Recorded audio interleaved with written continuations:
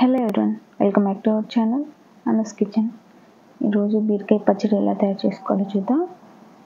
First అయితే బీరకాయలు తీసుకొని నీట్గా వాష్ చేసుకొని ఇలా సన్నగా అయితే కట్ చేసుకోవాలి.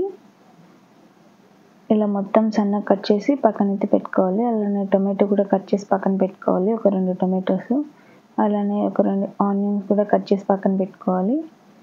ఇలా మొత్తం పక్కన పెట్టుకున్న తర్వాత ఇప్పుడు స్టవ్ పైన ఒక ప్యాన్ పెట్టుకొని అందులో కొద్దిగా శనగబెల్లు అయితే వేసుకోవాలి. అలానే కొద్దిగా ఉద్దిపప్పు కూడా వేసుకొని అవి వేయించుకోవాలి. అలానే కొద్దిగా జీలకర్ర కూడా వేసుకోవాలి, ఒక స్పూన్ జీలకర్ర కూడా వేసుకొని అది కూడా మంటను సిమ్లో పెట్టుకొని వేయించుకోవాలి.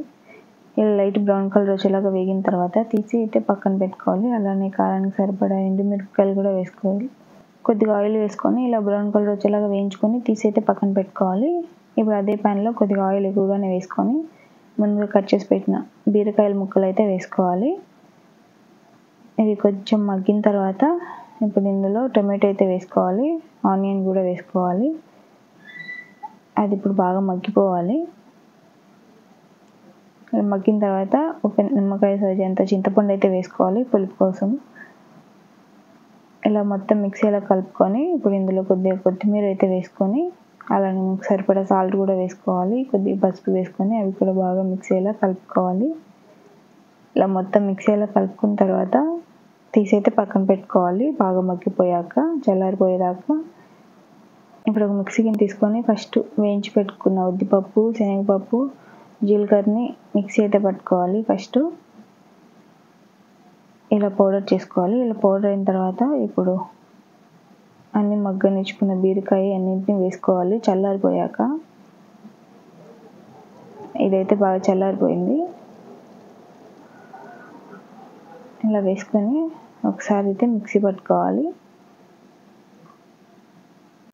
ఇలా మిక్సీ పట్టుకొని తీసి అయితే పక్కన పెట్టుకోవాలి. ఇప్పుడు ఈ పచ్చడిని అంతటిని ఒక బౌల్లో అయితే వేసుకోవాలి. ఇలా మొత్తం బౌల్లో వేసుకున్న తర్వాత ఇప్పుడు ఈ పచ్చడిలోకి తాలింపు అనేది ప్రిపేర్ చేసుకోవాలి. ఇలా కొద్దిగా వాటర్ వేసుకొని బాగా మిక్సీలో అయితే కలుపుకొని పక్కన పెట్టుకొని ఇప్పుడు తాలింపు అయితే ప్రిపేర్ చేద్దాం. ఫస్ట్ అయితే స్టవ్ పైన ఒక ప్యాన్ అయితే పెట్టుకోవాలి. అందులో కొద్దిగా ఆయిల్ అయితే వేసుకోవాలి, కొద్దిగా ఆవాలు వేసుకోవాలి, అలానే కొద్దిగా జీలకర్ర, ఉద్దిపప్పు అయితే వేసుకోవాలి, కొద్దిగా కరివేపాకు, ఎండుమిర్చి వేసుకొని తాలింపు వేగిన తర్వాత పచ్చళ్ళు అయితే వేసుకోవడమే. అంతే, సింపుల్గా బీరకాయ పచ్చడి రెడీ అయిపోయినట్లే. అలానే ఈ వీడియో కానీ మీకు నచ్చినట్లయితే లైక్ చేయండి, షేర్ చేయండి, సబ్స్క్రైబ్ చేసుకోండి. Thank you for watching.